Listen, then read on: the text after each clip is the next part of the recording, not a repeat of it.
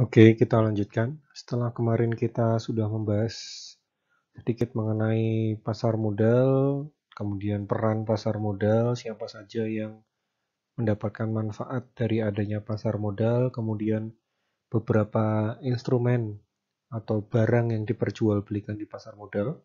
Sekarang kita akan melanjutkan kepada lembaga atau institusi yang berperan terhadap proses berjalannya pasar modal itu sendiri. Jadi pasar modal itu tidak hanya terdiri dari satu institusi saja, tapi terdiri dari banyak institusi yang saling menopang, yang masing-masing punya peran terhadap keberlangsungan pasar modal. Kemudian sekali lagi sebelum kita lanjutkan, ini adalah peran pasar modal dalam konteks perekonomian ya. Jadi di pihak sebelah kiri ini ada pihak lender atau pihak yang kelebihan uang. Kemudian yang di sini adalah borrower atau orang yang meminjam atau yang kekurangan uang.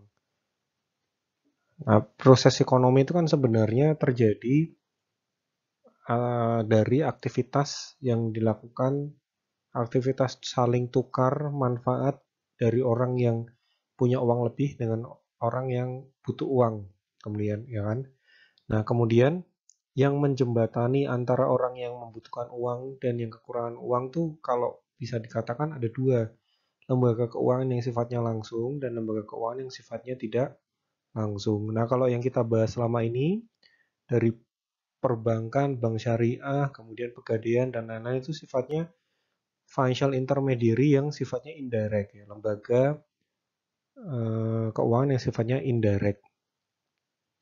Karena untuk bisa mempertemukan antara orang yang kelebihan uang dan yang kekurangan uang itu harus dijembatani oleh si lembaga-lembaga keuangan ini. Kemudian ada yang disebut sebagai lembaga keuangan yang sifatnya direct.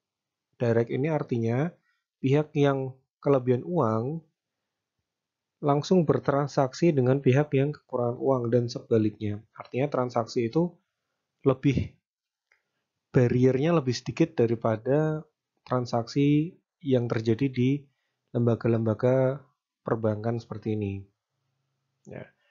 Kalau di lembaga-lembaga yang sifatnya masuk pada indirect finance itu benar-benar proses penyaluran uang itu benar-benar harus melalui si lembaganya.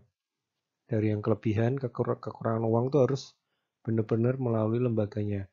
Tapi di dalam direct finance, pada saat saya misal melakukan transaksi jual beli saham, memang tempatnya ada di pasar modal.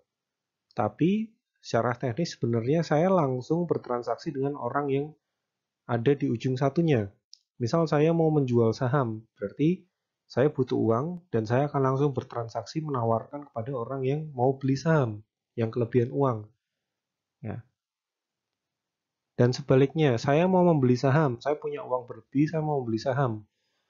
Transaksi pembelian akan saya lakukan di pasar modal, tapi transaksi jual belinya itu langsung terjadi dari saya yang mau beli ketemu dengan orang yang mau jual. Jadi sifatnya lebih langsung gitu ya. Pasar modal nanti sifatnya cuma memberikan wadah saja. Ya. Kalau mungkin ya, kalau dianalogikan dalam konteks e-commerce, ya, indirect finance itu kayak kalau kita belanja di Tokopedia atau Shopee atau Bukalapak gitu ya. Sedangkan direct finance itu kayak kalau kita belanja di OLX. OLX itu kan cuma menyediakan wadahnya saja. Nanti yang berhubungan langsung adalah si penjual dan si pembelinya. Mungkin itu analoginya. Kemudian struktur pasar modal seperti yang sudah dibahas di awal, harusnya kalian sudah tahu bahwa lembaga keuangan di Indonesia, baik itu perbankan maupun non-perbankan, itu semuanya ada di bawah pengawasan OJK. Jadi pasar modal sebagai tempat atau lembaga keuangan tentunya juga akan tunduk kepada aturan-aturan yang diterbitkan oleh OJK. Ya, jadi ini atasannya OJK ini. Kemudian ada 3 lembaga besar yang menjalankan pasar modal, ya, yang bagian ini. Yang merah, hijau, dan orange ini adalah 3 lembaga yang menjalankan pasar modal, yang nanti disebut sebagai SRO atau Self Regulatory Organization. Nah, ada 3 SRO ini, Bursa Efek, Lembaga Clearing dan Penjaminan, atau PT Clearing dan Penjaminan Efek Indonesia, KPI, bukan KPI ya, tapi KPEI. Kalau KPI kan Komisi Penyiaran. Kemudian Lembaga Penyimpanan dan Penyelesaian, melalui PT Kustodian Sentral Efek Indonesia atau KASI. Ya, jadi ini 3 lembaga yang mengelola ya, pengelolanya pasar modal itu ada 3 ini. Kan kita selama ini taunya pasar modal itu ya pasti bursa efek, ternyata enggak. Ternyata ada 3 lembaga yang mengelola pasar modal Indonesia. Nanti akan kita bahas lebih lanjut.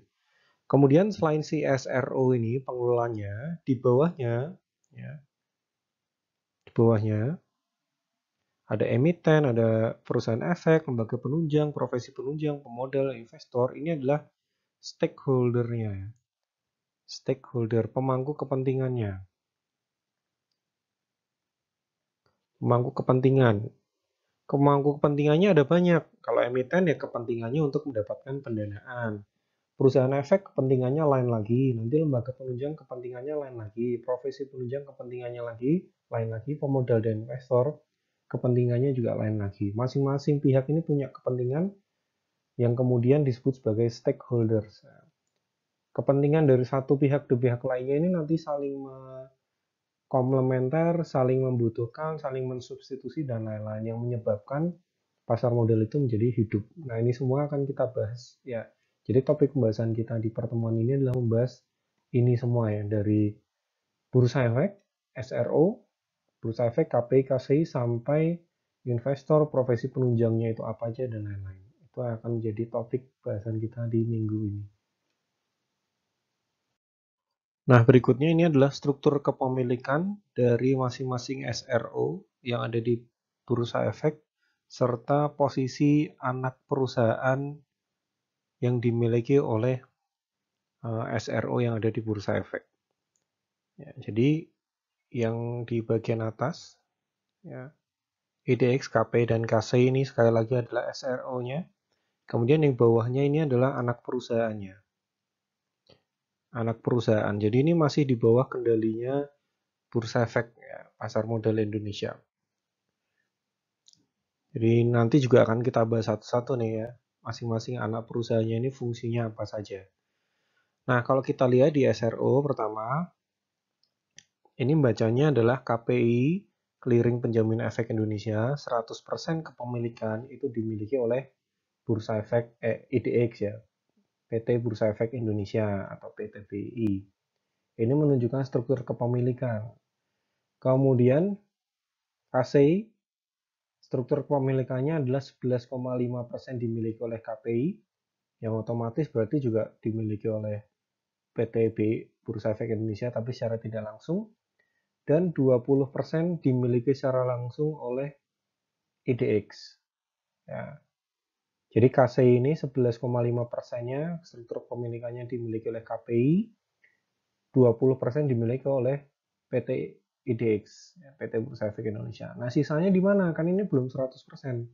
Ya, sisanya nanti akan kita bahas lagi ya, di mana saja, siapa saja pemilik KCI yang lain. Kemudian si SRO ini ya, memiliki anak perusahaan yang memiliki peran dan tugas masing-masing di dalam menjalankan lingkungan atau environment pasar modal Indonesia. Yang pertama ada yang berperan sebagai credit rating. Credit rating ini gunanya untuk menentukan peringkat hutang atau obligasi. Kemudian ada yang sifatnya edukasi. Kemudian ada yang sifatnya memberikan perlindungan kepada investor. Kemudian ada yang sifatnya menentukan harga normal dari obligasi ya, melakukan valuasi terhadap obligasi. Kemudian ada yang sifatnya sebagai media humas, media network, media penyaluran informasi ya dari IDX. Kemudian ada yang namanya Indonesia Security Fund. Itu. Nanti ini juga akan kita bahas satu-satu.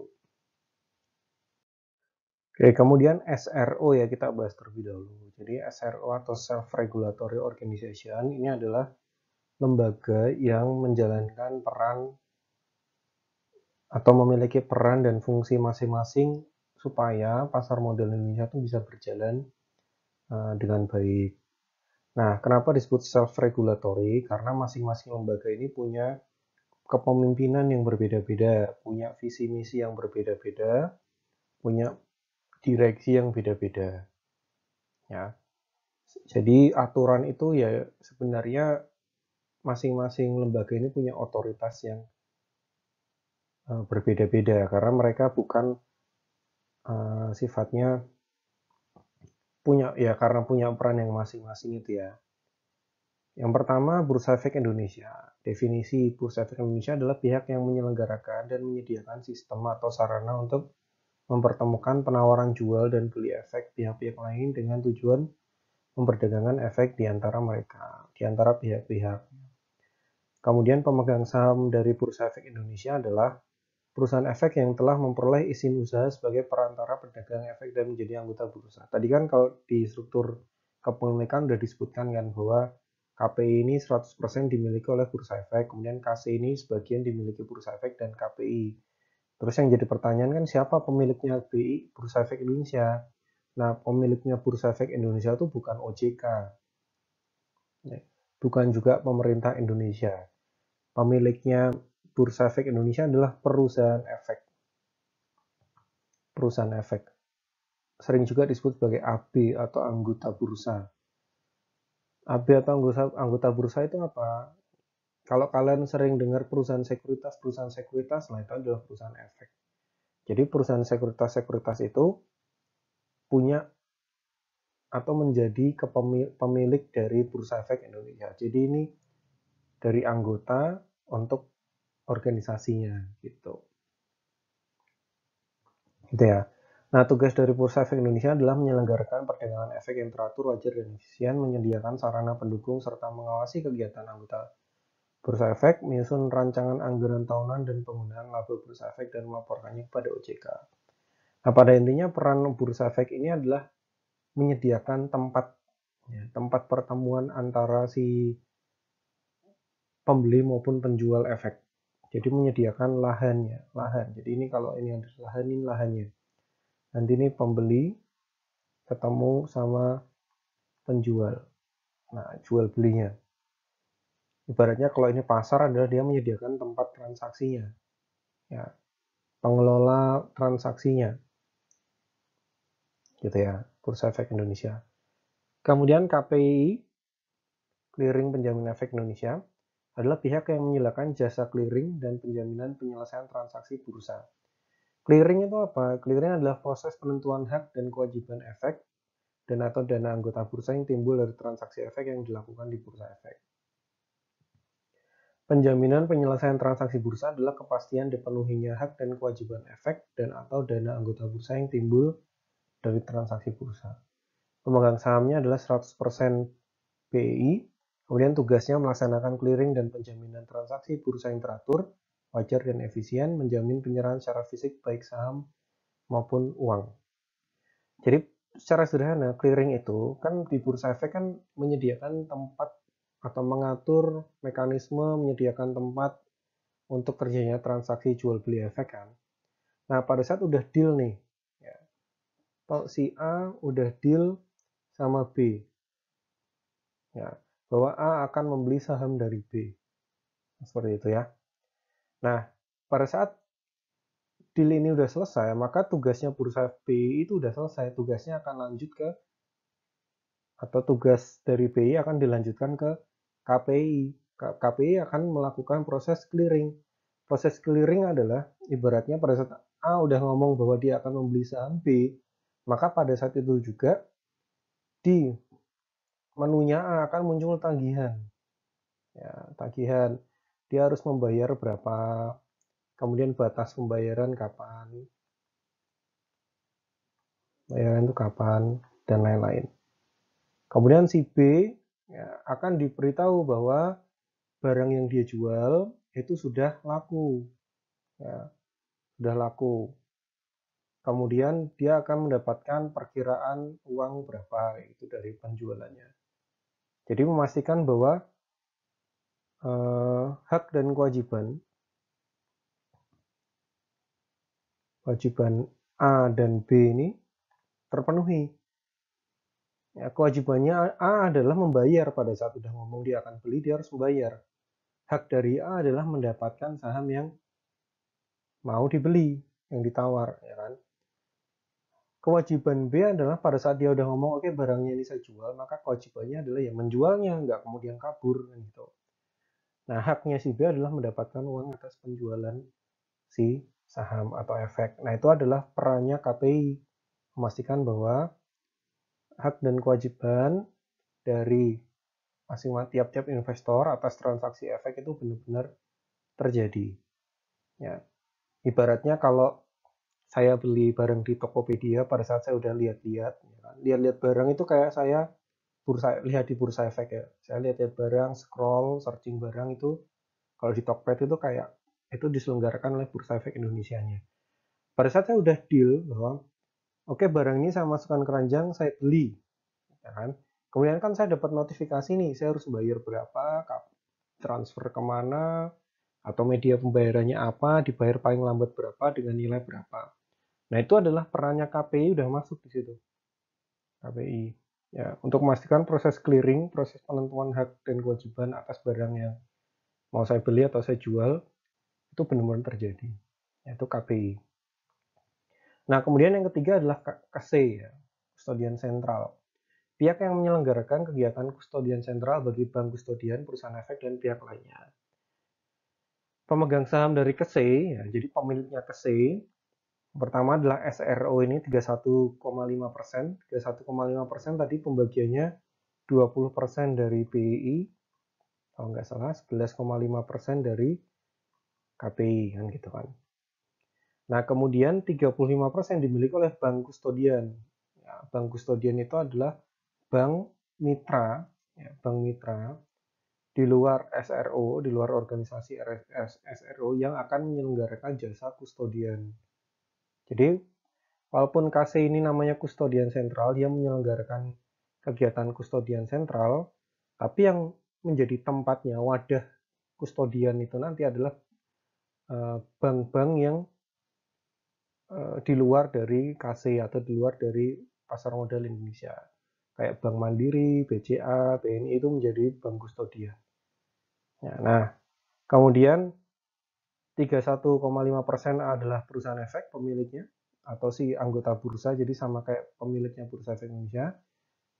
Kemudian 35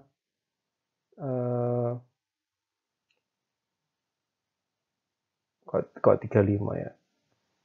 2%-nya itu dimiliki oleh BAE ya, atau Biro Administrasi Efek. Nah, tugas dari KC adalah menyediakan jasa kustodian sentral dan penyelesaian transaksi yang teratur, wajar, dan efisien, kemudian mengamankan pemindahan efek, dan melakukan penyelesaian.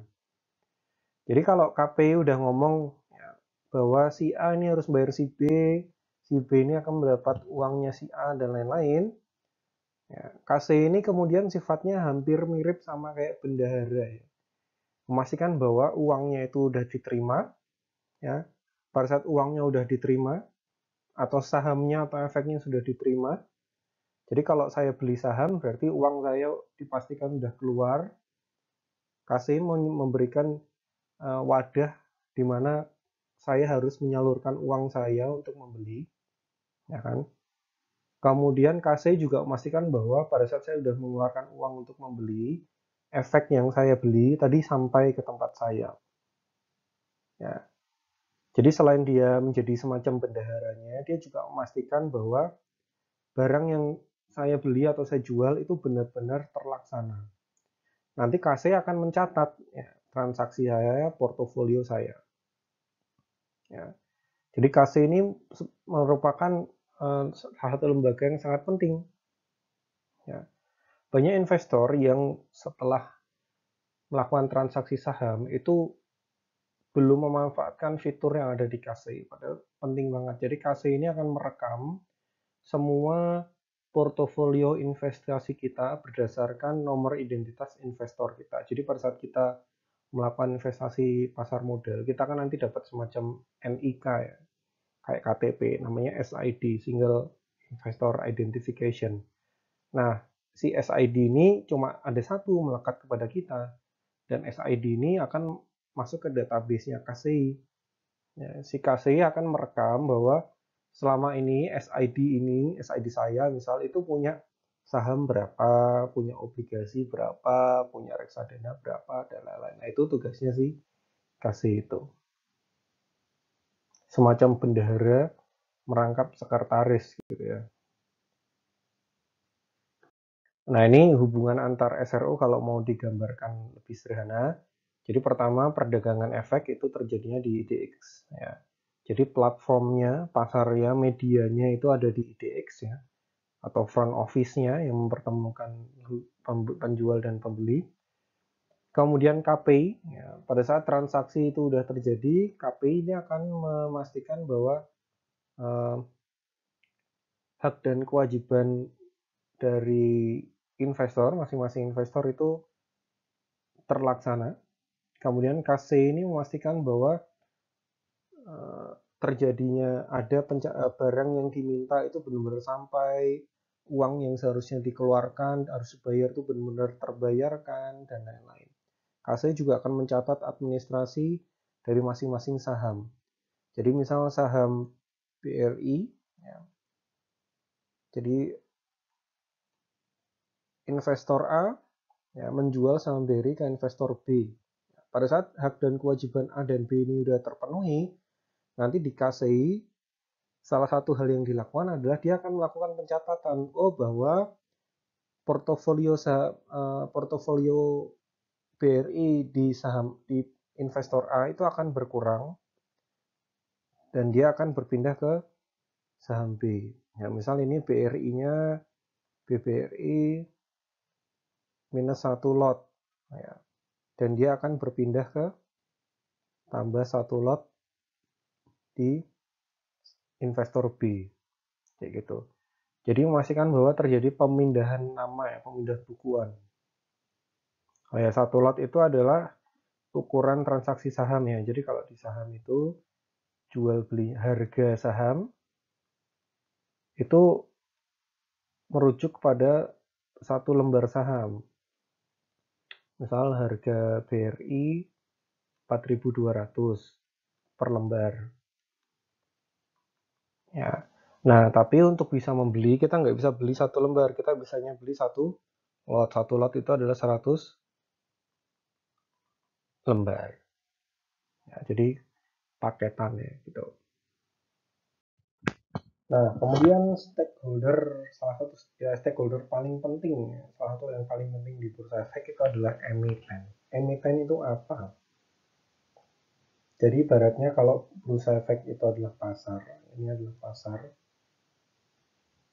Kan di sini ada berbagai macam barang ya pasti ya, yang diperjualkan di pasar ya. Barang A, barang B, barang C, barang D, barang E, F, G, H. Ya kan? Nah, kalau di bursa efek, A, B, C, D, E, F, G, H ini adalah berupa efek, ya, saham atau obligasi. Nah, pertanyaannya kan kemudian siapa yang menjual saham A, saham B, saham C, saham D, E, F, G, H? Nah, yang menjual ini adalah si emiten. Jadi, ibaratnya kalau pasar itu jualan cabai, ya, yang mensuplai cabai ke pasar itu siapa? Nah, itu adalah si emitennya yang membawa barangnya untuk dijual. Itu namanya emiten. Nah, yang membawa barang untuk dijual. Itu emiten. Cuma bedanya kalau di bursa efek, si emiten ini misal BRI. Ya, BRI, dia mau jualan namanya BBRI, sahamnya BRI. Dia mau jualan barang namanya BBRI. Udah dibawa ke pasar modal. Nah, tapi bedanya dengan pasar pada umumnya, si suppliernya atau emitennya atau BRI-nya ini nggak bisa menjual langsung. Nggak bisa melaksanakan transaksi jual beli langsung. Untuk bisa dijual dan diperjualbelikan, emiten ini nanti harus menghubungi yang namanya perusahaan efek. Ya. Jadi yang mempertemukan antara emiten dan investor itu adalah perusahaan efek. Jadi perusahaan efek ini akan menjualkan atau membelikan barangnya, barang A, B, C, D, E, F, G, H. Ya. Jadi ada calonnya di pasar modal. Jadi makanya dia sebenarnya ya bisa dikatakan kalau direct ya nggak direct amat. Ya. Tapi dia lebih direct daripada indirect financial institution seperti bank dan lain-lain. Ya, karena yang ilustrasi ini adalah ilustrasi yang ada di pasar primer. Nanti kalau di pasar sekunder itu hubungannya adalah investor dengan investor. Ini sekunder. Tapi ini nanti ya. Kalau perannya emiten ya cuma di pasar primer. Jadi dia menjual barangnya dia. Ya, barang A ini dijual. Ditawarkan ke investor. Tapi harus melalui perusahaan efek dulu. Jadi yang akan menjualkan nanti si perusahaan efek. Ya, emiten ya. Nah, supaya emiten itu bisa menjual barangnya, barang dagangannya ke bursa efek, dia harus go public dulu atau melakukan yang namanya proses IPO. Initial Public Offering, ya, penawaran publik perdana. Proses go public ini secara sederhana adalah merubah status perusahaan itu dari perusahaan tertutup menjadi perusahaan terbuka. Terbuka itu ada TBK-nya di belakangnya. Nah, pada saat perusahaan itu ada embel-embel TBK-nya di belakangnya, maka siapapun publik itu bisa menjadi pemilik dari perusahaan tersebut dengan cara membeli sahamnya. Ya, nah prosesnya jadi emiten buat kontrak pendahuluan, ketemu bursa efek, kemudian nanti diperiksa oleh otoritas jasa keuangan. Di sini nanti dia ada berhubungan dengan yang namanya perusahaan underwriter dulu, underwriter atau perusahaan emisi efek.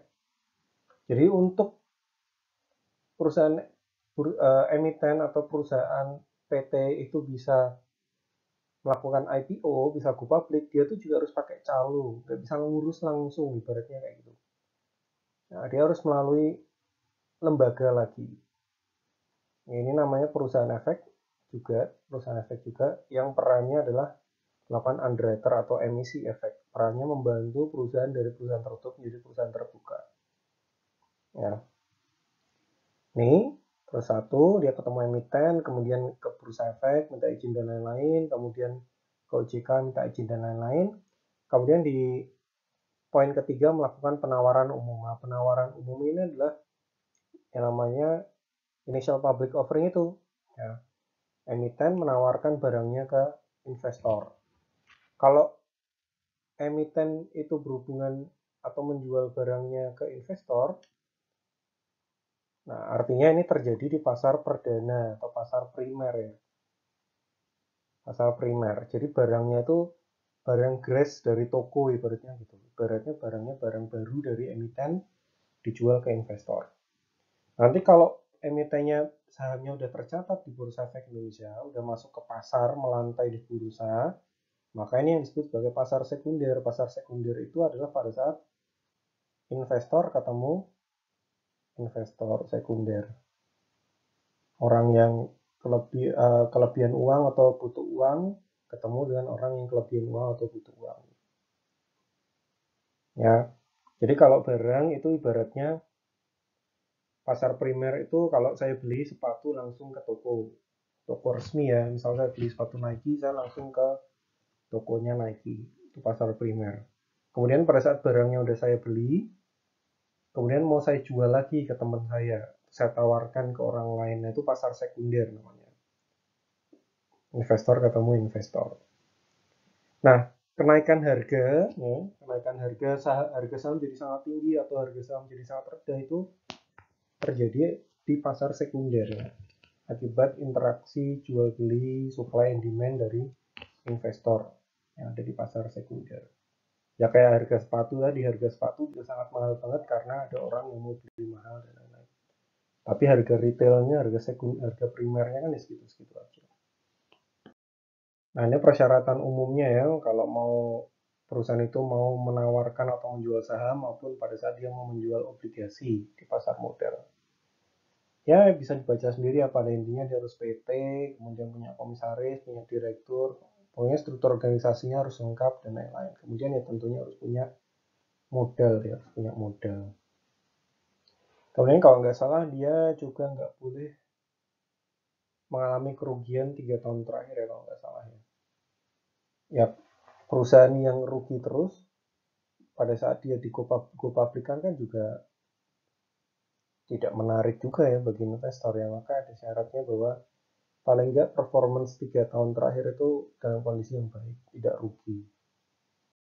Nah, kemudian selain emiten yang penting juga di Bursa Efek Indonesia atau di pasar modal adalah perusahaan efek dan manajer investasi. Jadi perusahaan efek itu ada 3, broker atau pialang,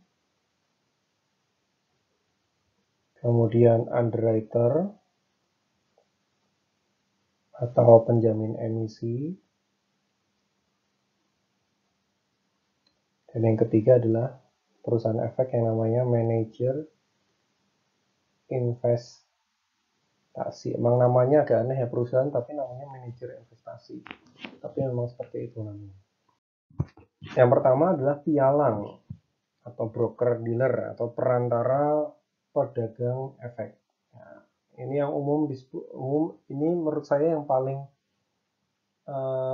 dikenal oleh masyarakat umum ini, perusahaan sekuritas atau perantara pedagang efek atau broker dealer.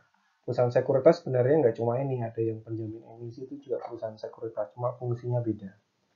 Nah, kalau perantara pedagang efek atau broker dealer ini intinya seperti yang saya bilang tadi, barangnya emiten yang dijual di pasar modal itu tidak bisa ditransaksikan langsung oleh emiten ke investor atau investor ketemu investor langsung. Dia harus pakai calo dulu.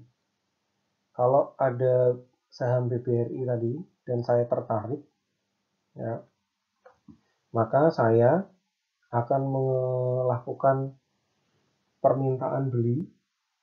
Ya, kan saya pengen beli, saya beli BBRI. Saya akan hubungi perantara pedagang efek ini, perusahaan sekuritas. Jadi kalau zaman dulu dihubungi ya manual di telepon gitu. Kalau sekarang nggak, bisa pakai aplikasi ya. Aplikasi. Saya buka aplikasinya, misal saya punya Trimegah Sekuritas, saya buka aplikasi Trimegah Sekuritas, salah satu perusahaan efek juga. Kemudian saya menginput order saya mau beli BRI sekian. Ya, nanti oleh perusahaan sekuritasnya akan dimasukkan ke lantai bursa bahwa ada orang yang mau membeli BRI sekian lot di harga sekian. Kemudian ada orang lain di pihak sana, di ujung sana, yang mau jual, ya, misalnya si B. Dia mau jual BBRI, ya, sama jual BBRI. Dia akan menghubungi perusahaan perantara pedagang efek juga. Jadi si B akan buka aplikasinya dia, aplikasi perusahaan efeknya dia akan masukin order, saya mau jual BBRI sekian di harga sekian. Kemudian perusahaan efeknya dia akan input datanya di bursa efek. Nah, nanti ketemu nih, ya, data yang diinput oleh perusahaan efek saya dan data yang diinput oleh perusahaan efek si B. Ketemu, match, terjadi transaksi jual beli. Gitu ya. Jadi perannya itu seperti calo. Si A ini nggak bisa langsung kontak minta nomor WhatsApp-nya si B untuk jual beli, nggak bisa. Nggak bisa. Tuh. Kemudian di sini ada istilah broker dealer. Bedanya adalah jadi perusahaan perantara pedagang efek, perusahaan sekuritas ini, dia sebenarnya bisa membantu transaksi yang dilakukan oleh investor, atau dia juga bisa melakukan transaksi untuk dirinya sendiri.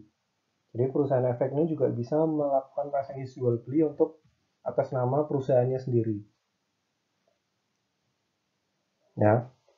Nah, pada saat dia melakukan transaksi jual beli untuk kepentingan nasabahnya si A atau si B, maka dia melakukan fungsi broker. Tapi pada saat dia melakukan transaksi jual beli untuk kepentingan perusahaannya itu sendiri, itu dia melakukan fungsi dealer. Nah, itu aja ya. Nanti jenis peran dan fungsinya banyak ya. Pada intinya dia membantu investor untuk melakukan transaksi jual dan beli, mewakili investor dalam melakukan transaksi jual beli. Nah, kemudian perusahaan efek yang kedua adalah penjamin emisi efek atau underwriter. Penjamin emisi efek ini adalah perusahaan efek yang membantu proses go public. Sama ada calonya lagi ini ibaratnya. Jadi emiten itu tidak bisa langsung go public, ngurus sendiri itu nggak bisa. Ya, dia harus melalui penjamin emisi efek. Ya, penjamin emisi efek untuk ngurusin. Kemudian, salah satu yang paling penting adalah pada saat sudah terjadi kesepakatan ya antara emiten A dengan perusahaan penjamin efeknya, bahwa perusahaan A ini di penawaran perdana akan menjual 100.000 lembar saham. Ya, misal di harga Rp200. Nah, nanti di dalam pada saat si A ini meminta tolong perusahaan penjamin emisi efek ini untuk membantu go public dengan proses go public, nanti di dalam salah satu poin yang diatur dalam perjanjian A dengan penjamin emisinya adalah perjanjian penjaminan atas penawaran saham perdana ini. Ya.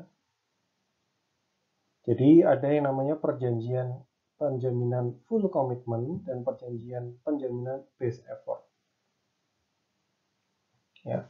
Full commitment itu adalah kondisi pada saat perusahaan penjamin emisi efek memastikan bahwa kalau perusahaan A ini mau menjual 100.000 lembar saham di harga Rp200 per lembar, pada saat penawaran perdana itu dilakukan, ketemu antara emiten dengan investor pertama kali, ya perusahaan penjamin emisi efek harus memastikan bahwa 100.000 lembar yang dijual ini harus laku semua. Harus laku semua. Ya, kan bisa aja investor pada saat datang kan nggak tertarik gitu kan. Cuma laku 90.000 lembar. Itu kan berarti ada yang sisa.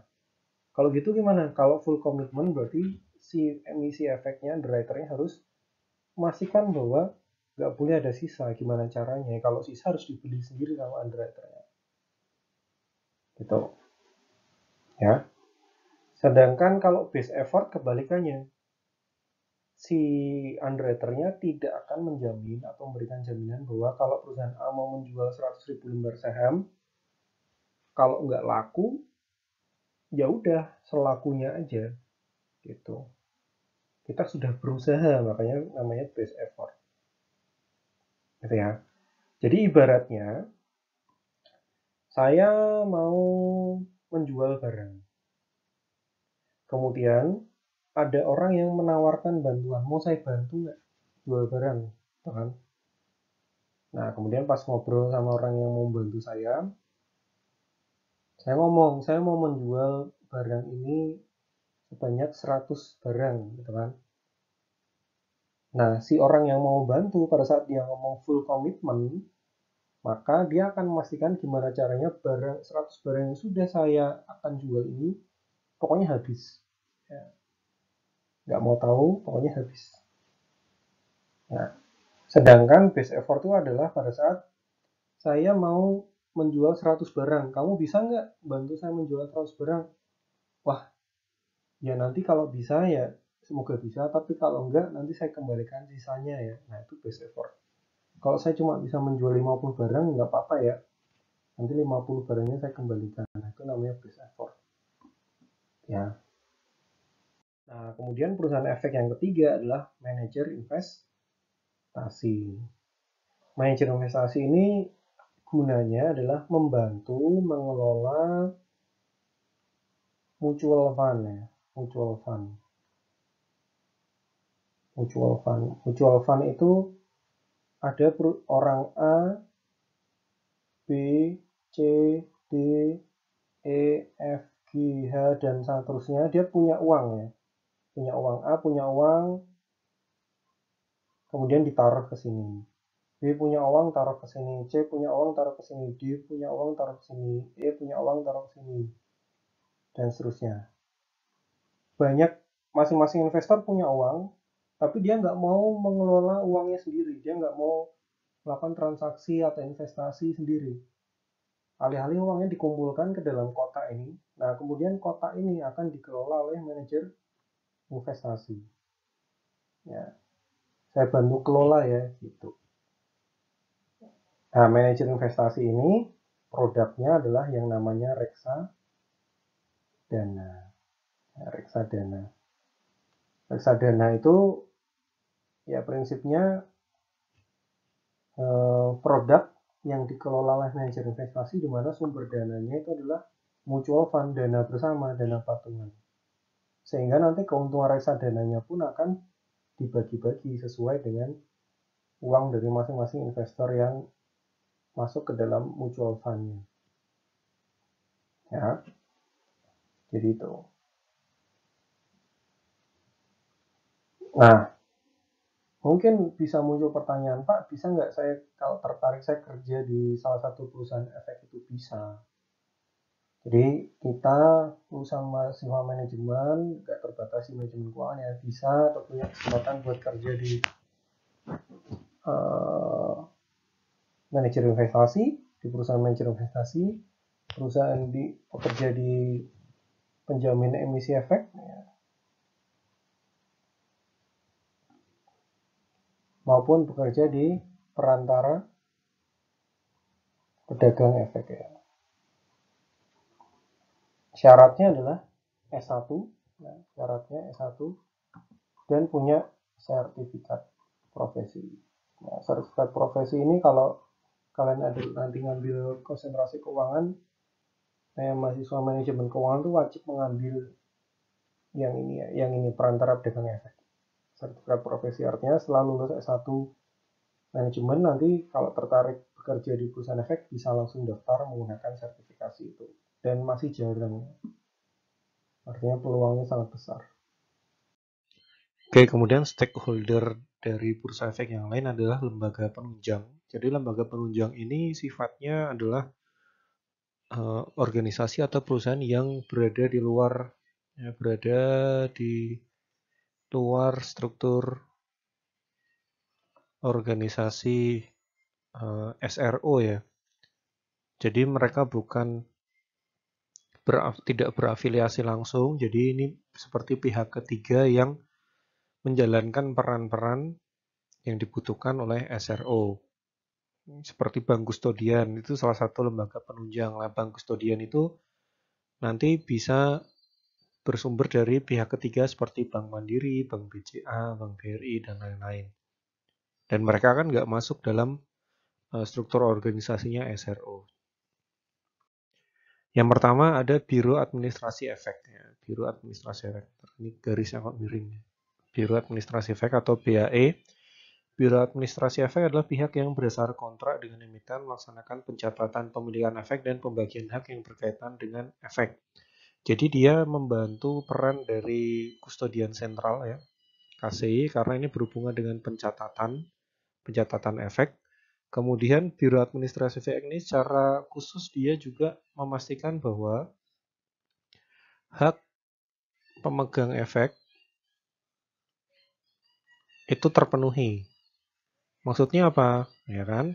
Nah, hak pemegang efek, kalau kita lihat efek itu kan ada saham dan ada obligasi. Pemegang obligasi dan pemegang saham itu punya hak. Kalau saya punya saham, saya punya hak. Kalau saya punya obligasi, saya punya hak. Hak memiliki hak yang saya peroleh pada saat memiliki saham itu apa? Dividen. Ya. Hak yang saya peroleh pada saat saya memiliki obligasi itu apa? Kupon. Nah, jadi pada saat perusahaan mau bagi dividen, misal, ya perusahaan kan akan mengidentifikasi pemegang sahamnya itu siapa saja, yang berhak dapat saham itu siapa saja. Yang berhak dapat dividen itu siapa saja. Nah, untuk tahu siapa-siapanya yang berhak mendapatkan dividen perusahaan itu nanti tugasnya si Biro Administrasi Efek ya, yang ngasih catatannya. Sama saja kayak obligasi, pada saat perusahaan yang menerbitkan obligasi mau bayar kupon, kan dia harus mengidentifikasi ini kuponnya harus saya bayar ke siapa saja ya, siapa saja yang punya obligasi kita ya. Nah, itu adalah tugasnya si Biro Administrasi Efek untuk memberitahu, memberikan catatannya. Jadi ini tukang catatnya. Kemudian lembaga penunjang yang lain adalah bank kustodian. Pada prinsipnya bank kustodian ini kayak bank biasa aja, cuma dia tempatnya ada di Bursa Efek dan membantu proses penyerahan hak dan kewajiban yang berhubungan dengan efek. Ya, jadi misal saya mau beli saham, mau beli saham. Nah, uang yang saya harus keluarkan untuk membeli saham ini nanti akan saya transfer ke rekening dana investasi saya. Nah, rekening dana investasi saya ini disimpan di bank kustodian. Ya. Nah, bank kustodiannya mau Mandiri, mau BCA, mau BRI itu tergantung dari perusahaan sekuritas, perusahaan efek itu mau dia memakai jasa bank kustodian yang apa. Jadi tiap-tiap perusahaan sekuritas itu punya bank kustodian yang beda-beda. Jadi nanti pada saat saya mau beli saham, misal bank kustodian saya adalah BCA, jadi nanti saya transfer uang yang akan saya belikan saham di rekening dana investasi saya yang tercatat di BCA, bank kustodian BCA. Nanti BCA ya akan meneruskan untuk transaksi. Begitu juga pada saat saya menjual saham ya, menjual saham. Menjual saham kan saya berarti berhak untuk mendapatkan uang atas penjualan saham saya. Nah, uang atas penjualan itu tidak masuk ke rekening umum saya, tapi dia akan masuk ke rekening dana investasi yang ada di bank kustodian. Ya, bank kustodian. Nah, nanti baru dari bank kustodian kalau mau saya cairkan akan saya transfer ke bank umum saya. Misal saya punya bank BNI gitu. Nah, ini bank yang umum saya pakai yang ada tabungan dan deposito saya gitu. Jadi fungsinya itu ya. Kalau membeli dia tempatnya menampung uang pembelian, kalau menjual dia menampung uang penjualan. Begitu juga kalau perusahaan dapat dividen nanti uangnya itu akan masuknya ke rekening dan investasi bank kustodian.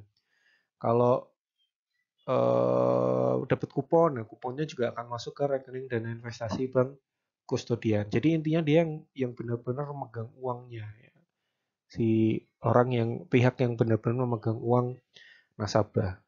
Jadi uang ini tidak akan disalurkan langsung ke, misal saya beli saham di pasar modal, uangnya itu nggak akan masuk ke pasar modalnya, tapi masuk ke bank kustodiannya.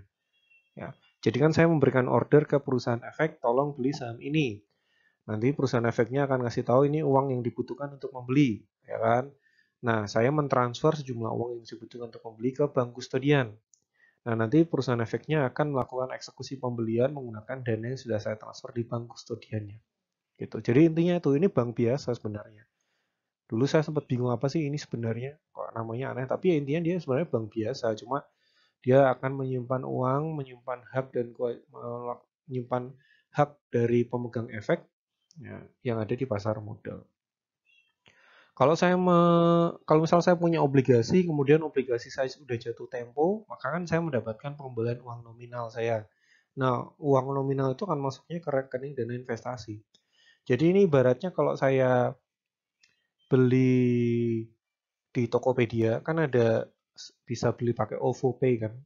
Nah, pada saat saya beli barang, saya bisa mentransfer uang saya ke OVO, kemudian nanti dari OVO-nya akan saya gunakan untuk transaksi, itu bisa. Atau misal saya jualan di Tokopedia, nanti uangnya akan masuk ke rekeningnya. Eh, nggak akan masuk, misal saya udah jual barang, uang itu kan nggak langsung masuk ke rekening saya. Ya, bisa di saldo Tokopedia atau di OVO Pay-nya dulu, nanti baru saya transfer ke rekening pribadi saya. Prinsipnya seperti itu, bank kustodian itu.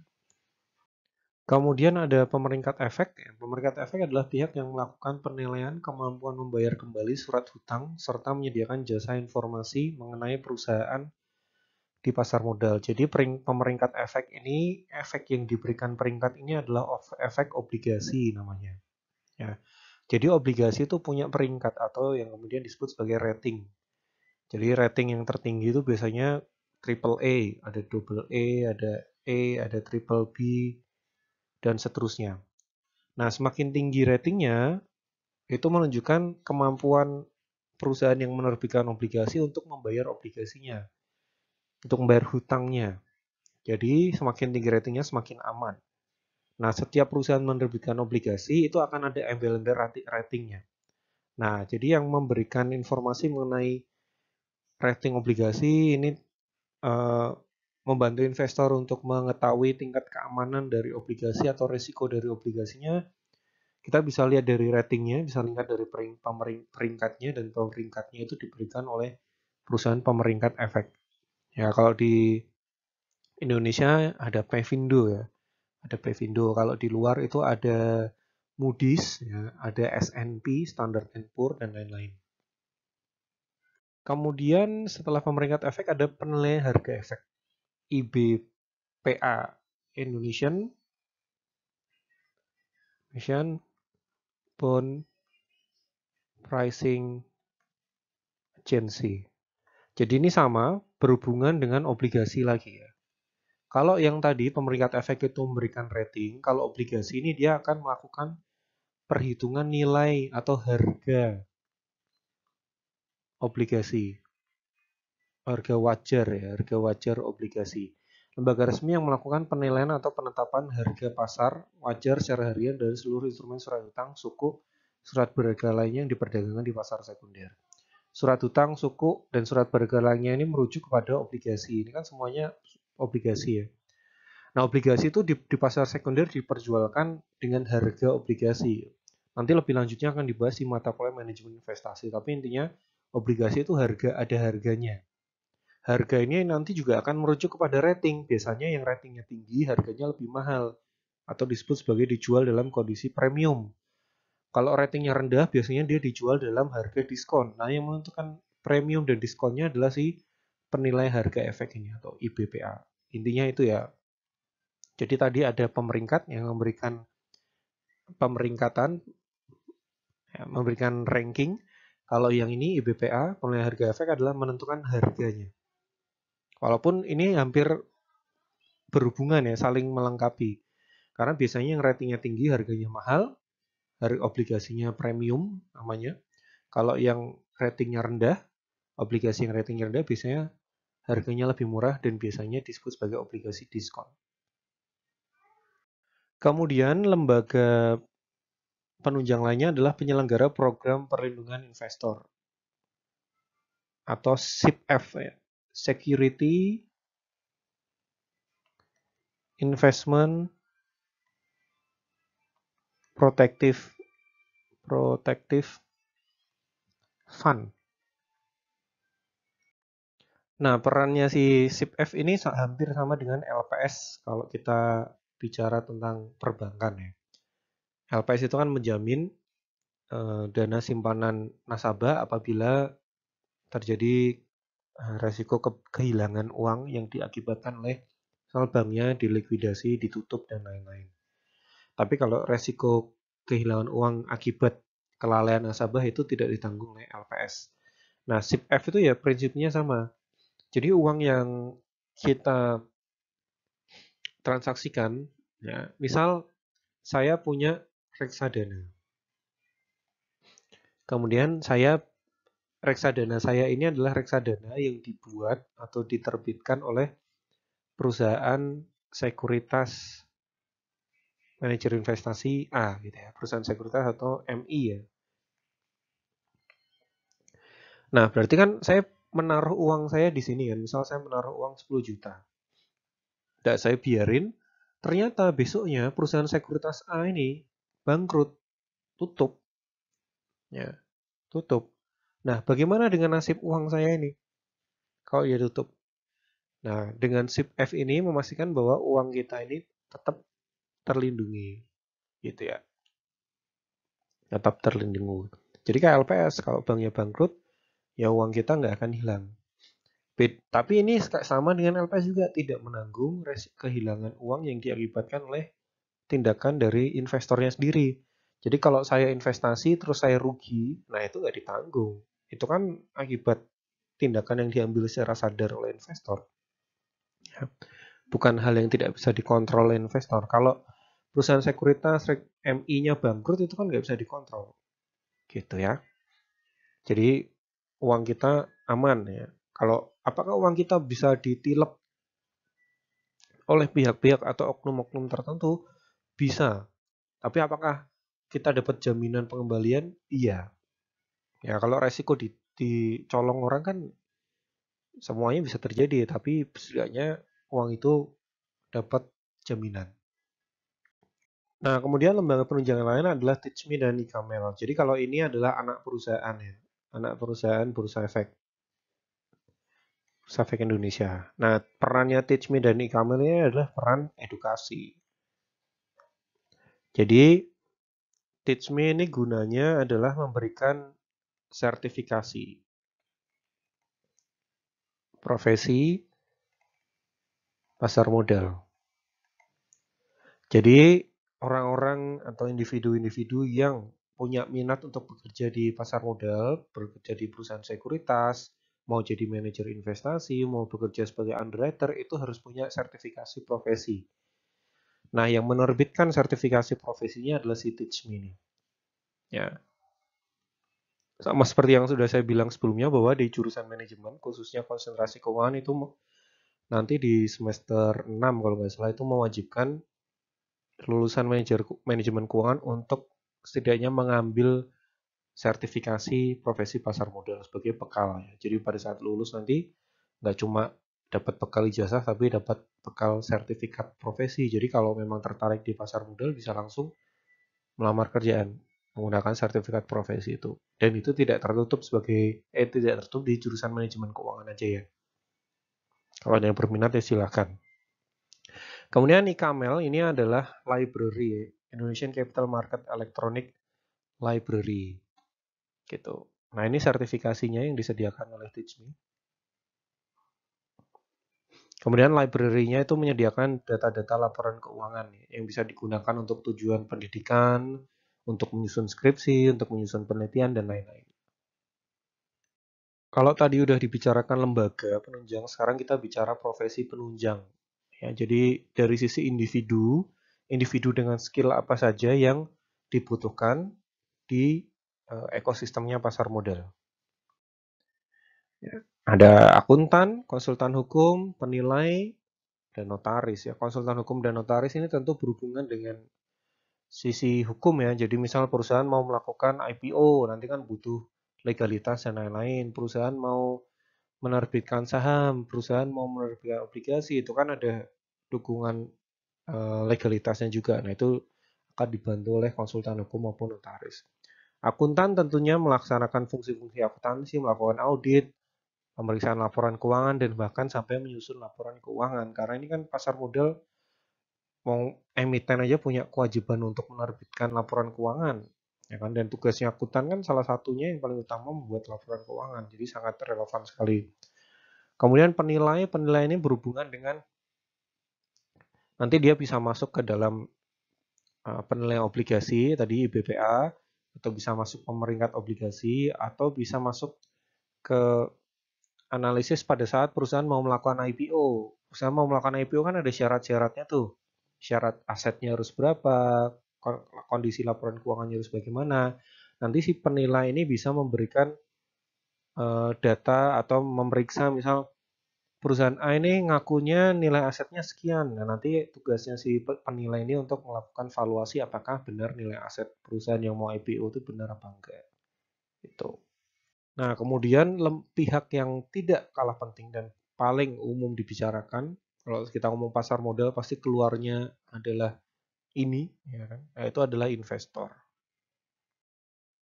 Investor ini punya peran, ya, punya peran atau merupakan pihak yang sebenarnya ya aktivitas pasar modal itu intinya ya buat investor itu. Ya. Yang melakukan transaksi jual beli, yang meramaikan pasar itu ya investor. Ya, ibaratnya konsumennya si pasarnya adalah si investornya. Tuh. Alurnya seperti ini ya. Jadi investor ya bisa dari sini, bisa dari sini. Dia melakukan order jual atau beli. Kemudian order jual atau beli ini akan diproses melalui anggota bursa. Ya, sekali lagi dia tidak bisa langsung ke sini. Ya, nggak bisa. Dia harus melalui anggota bursa dulu, perusahaan sekuritas. Melalui broker, saya mau beli ini, saya mau jual ini. Kemudian anggota bursa yang akan melakukan transaksi yang diorder oleh investor di bursa efek. Kemudian pada saat transaksi itu sudah terjadi, ya, muncul yang namanya proses KPI, proses clearing. Ya, proses clearing itu proses pemindah pemindah bukuan hak atau pemindah bukuan atau ibaratnya balik nama ya istilah sederhananya balik nama. Jadi awalnya dimiliki oleh investor B, sekarang karena udah dibeli akan dimiliki investor A. Nah, tadi kayaknya ada yang kelewatan saya, proses clearing itu membutuhkan waktu. Jadi proses balik namanya itu membutuhkan waktu. Nah, ini salah datanya ya. Ini yang lama T plus 3. Nah, kalau sekarang tuh waktu clearingnya itu T plus 2. Artinya pemindah bukuannya, balik namanya, saham yang dimiliki awalnya oleh A, oleh B, kemudian saya beli, maka namanya berpindah menjadi milik saya. Nah, itu butuh waktu clearing sekarang T plus 2. Ya, balik namanya tuh butuh waktu T plus 2. Nah, kayaknya ini juga baru 2 tahunan ya, mungkin setahun 2 tahunan ini ya, dipercepat. Awalnya T plus 3 menjadi T plus 2. Ya. Jadi ibaratnya tuh gini, kalau saya beli saham sekarang, kemudian emang udah terjadi transaksi jual beli, saham itu baru masuk, benar-benar masuk di tempat saya, di portofolio saya itu maksimal T plus 2, 2 hari lagi. Kayak gitu ya. Dan jadi benar-benar milik saya itu T plus 2. Nah, semakin cepat ya, proses clearing ini akan semakin baik bagi bursa efek. Karena kan transaksinya jadi semakin cepat. Proses balik namanya jadi semakin cepat, transaksi itu jadi lebih efisien. Kemudian setelah clearing, yang terakhir masuk ke kustodian, ya, dicatat ini miliknya siapa, nilainya berapa, uangnya berapa, dan lain-lain. Ya. Kemudian di sisi lain, si SIP-F ini itu memberikan ya, jaminan keamanan sampai 100 juta. Ya, dana yang kembalikan sampai 100 juta. Kalau LPS itu kan sampai 2 miliar ya. Kalau SIP-F itu 100 juta. Nah, itu saja ya, materi yang bisa saya sampaikan untuk pasar modal, khususnya lembaga penunjang yang ada di pasar modal. Nanti kalau ada pertanyaan bisa ditanyakan. Terima kasih.